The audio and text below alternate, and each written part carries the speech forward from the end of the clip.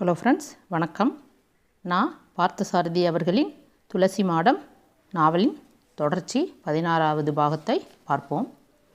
இறைமுடிமணி அவர்களை தம்முடைய புது கடைக்கு வரவேற்று உட்கார வைத்து சந்தனம் கல்கண்டு கொடுத்தார். சிறிது நேரம் பேசி கொண்டிருந்து விட்டு அவர்கள் புறப்படுவதற்கு முன், கொஞ்சம் இப்படி வரியா விஸ்வேஸ்வரன், உங்ககிட்ட ஒரு நிமிஷம் தனியாக பேசணும் என்று சர்மாவை கூப்பிட்டார். இறைமுடிமணி சர்மா எழுந்து இருந்து இறைமுடிமணியோடு சென்றார். கடைக்கு வலது பக்கம் காலியாக இருந்த புல்தரையில் நின்று கொண்டு இருவரும் பேசினார்கள். அகமத் அலிபாய்க்கு நீ இந்த இடத்த விட்டேங்கிற கோபத்தில் அந்த சீமாவையர் ஊர் பூரா துஷ்பிரவேசம் பண்ணியிருக்கான். நான் ஏதோ அக்ரகாரத்து வாசிகளை சண்டைக்கு இழுக்கிறதுக்காக தான் இங்கே கடை போட்டிருக்கேனா. என் கடையில் அக்ரகாரத்து ஆளுங்க யாரும் சாமான் செட்டு வாங்கப்படாதுன்னு வேற இந்த ஊர் பூரா பிரச்சாரம் பண்ணியிருக்கான் அந்த ஆள். நான் நல்லவனுக்கு நல்லவன், பொல்லாதவனுக்கு பொல்லாதவன். வியாபாரத்துக்காக கொள்கையை காற்றுல பறக்க விடுற ஆள் நான் இல்லை.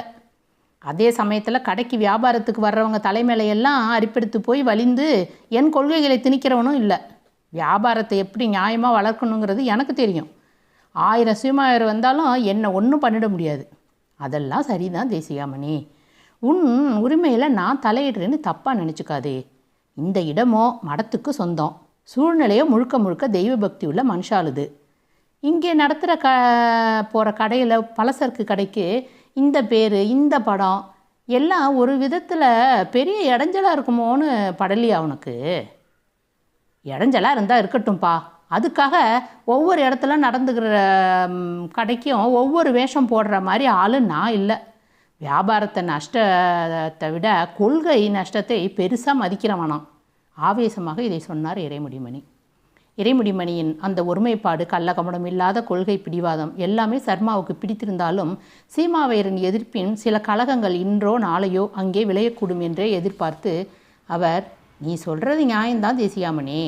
உன் கொள்கையை நீ விருப்புற படத்தை உன்னோட வியாபார ஸ்தலத்தில் நீ வச்சுக்கிறது எந்த விதத்துலையும் தப்பில்லை. சீமாவையர் பண்ணுற வம்பை பற்றி நீ என்கிட்ட சொல்ல வந்ததாலே உன் சிநேகிதங்கிற முறையில் உனக்கு என் யோசனையை சொன்னேன், அவ்வளவுதான்.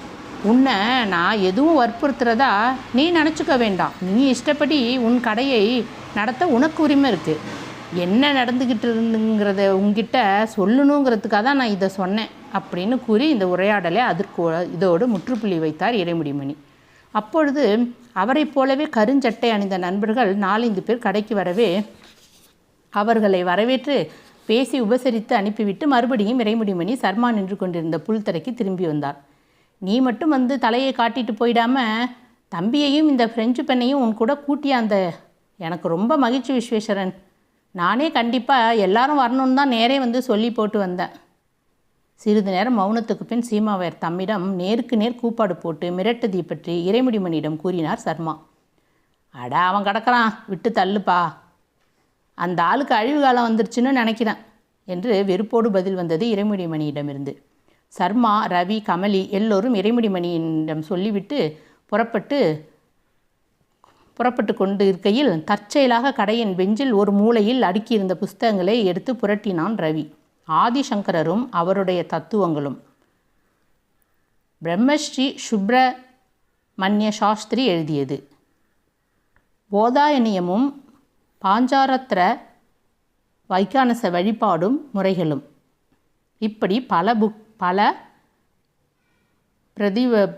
பிரதிகள் அங்கு அடுக்கப்பட்டிருந்தது. அண்டகோல் விருத்தி மதுரை தமிழ்ச்சங்க கலாசாலை பிரதம ஆசிரியர் ஸ்ரீ ஊவே திரு நாராயணசாமி ஐயர் சுவாமிகள் இயற்றியது என்று 3 புத்தகங்கள் அடுக்காக இருந்தன. என்ன தம்பி அப்படி பார்க்குறீங்க? நம்மளது தான், படிக்கிறதுக்காக எடுத்து வந்திருக்கேன் என்று அர்த்த புஷ்டியோடு சிரித்து கொண்டே ரவியிடம் சொன்னார் இறைமுடிமணி. ஒன்றுமில்லை, சும்மா பார்த்தேன் என்று கூறிவிட்டு புறப்பட்டான் ரவி. தெருமுனை திரும்பியதும் தந்தையிடம் கேட்டான், இதெல்லாம் ராகு காலத்திலே புதுக்கடை தொடங்குற ஒருத்தர் படிக்கிற புஸ்தகங்களான்னு நினைக்கிறப்ப ரொம்ப ஆச்சரியமாக இருக்குப்பா. இதிலே ஆச்சரியம் என்ன? எல்லா விஷயங்களையும் வெறுப்பில்லாமல் தெரிஞ்சுக்கிறது சுத்தமான ஞான வேட்கை அவனுக்கு உண்டு. அவனோட இந்த முரண்பாடுகளுக்கு நடுவேயும் ஒரு முழுமை இருக்குது. அவை ரொம்பவும் ரம்மியமான முரண்பாடுகளாக இருக்குப்பா. இவரை நினச்சிக்கிட்டு தெரு திண்ணையிலே ஊர் சோம்பேறிங்களோட சீட்டாண்டின்டே புகையிலையை குதப்பி துப்பிண்டு இருக்கிற சீமாவையரும் நினைச்சா ஞான வேட்கைக்கும் ஜாதிக்கும் சம்பந்தமே இல்லைன்னு கூட தோன்றுகுது இல்லையா? ரவி கேட்டான். சர்மா அதற்கு அப்பொழுது உடனே பதில் எதுவும் சொல்லவில்லை. ரவியின் வினாவுக்கு தந்தை பதில் சொல்லாவிட்டாலும் அந்த வினாவை பற்றி அவர் சிந்திக்கிறார் என்பதே அவனுக்கு திருப்தியாக இருந்தது. அதை உடனே அவர் பதில் சொல்லி மறுப்பார் என்று அவன் எதிர்பார்த்தது நடக்கவில்லை.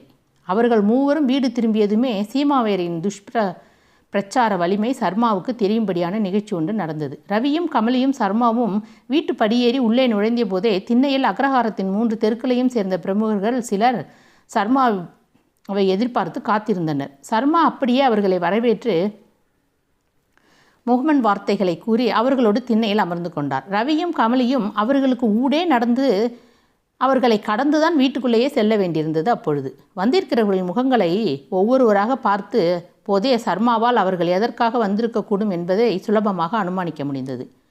பஜனை மடம் பத்மநாப ஐயர், வேத தர்ம சபை காரியதர்சி ஹரிஹர, கணப்பாடிகன் கர்ணன், மாத்ருபூதம், ராசுதார் சுவாமிநாதன் ஆகியோர் வந்திருந்தார்கள். ஹரிஹர கணப்பாடிகள் தான் ஆரம்பித்தார். எப்போ அது பொது சொத்துன்னு ஆச்சோ அப்போ நீர் ஸ்ரீமடத்துக்கு வேண்டியவா 4 பேரை கலந்து பேசி அக்ரஹாரத்து மனுஷாலை யாராவது கடையை வச்சு பராமரிக்க தயாராக இருக்காளா இல்லையான்னு முதல்ல தெரிஞ்சுண்டு அப்புறம் வெளியிலே வாடகைக்கு விட வேண்டாமா? சர்மா பொறுமையாக இதற்கு சமாதானம் சொன்னார். ஆனால் யாரும் அதை ஏற்கவில்லை. ஒரு டெண்டர் நோட்டீஸ் ஒட்டி ஏலம் போட்டு இன்னும் அதிக வாடகைக்கு விட்டிருக்கலாம். தெய்வ பக்தி இல்லாத மனுஷாளுக்கு விட்டிருக்க வேண்டாம் என்றார் பஜனை மடம் பத்மநாபன். ஸ்ரீமடத்தில் எழுதி கேட்டதுக்கு மனுஷா யாராக இருந்தாலும் பரவாயில்ல, வாடகை ஒழுங்காக கொடுக்குற யோக்கியமான பார்ட்டிக்கு விடலான்னு பதில் வந்தது. அதான் விட்டுவிட்டேன். இத்தனை பெரிய ஊரில் அந்த சூனாமானாக்காரன் யோக்கியமானவனா உனக்கு கிடைக்கணுமே? ஒருத்தர் யார் என்கிறதை விட எப்படிப்பட்டவருங்கிறது தான் முக்கியம். அதையத்தான் உண்மை திருப்பி கேட்குறோம். இப்படிப்பட்டவர்னு தெரிஞ்சு தான் அவனுக்கு இடத்தை விட்டீரா? விவாதம் வளர்ந்தது. அவர்களை அனைவரும் சீமாவையரால் தூண்டிவிடப்பட்டவர்கள் புறப்பட்டு வந்திருக்கிறார்கள் என்பது தெளிவாக தெரிந்தது. போகிற போது சர்மாவை கடுமையான வார்த்தைகளால் கண்டித்துவிட்டு எழுந்திருந்து போனார்கள் அவர்கள். அன்று பிற்பகல் சர்மா ஏதோ காரியமாக பூமிநாதபுரம் புறப்பட்டு போயிருந்தார். வசந்தி வந்திருந்தாள். 1 வாரத்தில் தான் பம்பாய் போக வேண்டியிருக்கும் என்று அவர்கள் தெரிவிக்கவே கமலி அவளிடம் சில யோசனைகள் கேட்டாள்.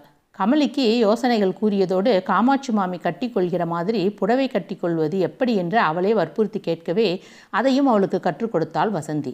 அப்பொழுது ரவி எங்கோ வெளியே போயிருந்தான். ஆகவே மனமிட்டு பேசிக்கொள்ள அவர்களுக்கு வசதியாக இருந்தது. சர்மாவின் குடும்பத்தை போன்ற மிகவும் வைதிகமான குடும்ப பழக்க வழக்கங்கள் நடைமுறைகள் பற்றி புஸ்தகங்களில் படித்தும் ரவியிடம் கேட்டும் கமலி நிறைய அறிந்திருந்தும் சில நுணுக்கமான சந்தேகங்கள் அவளுக்கு இன்னும் இருந்தன.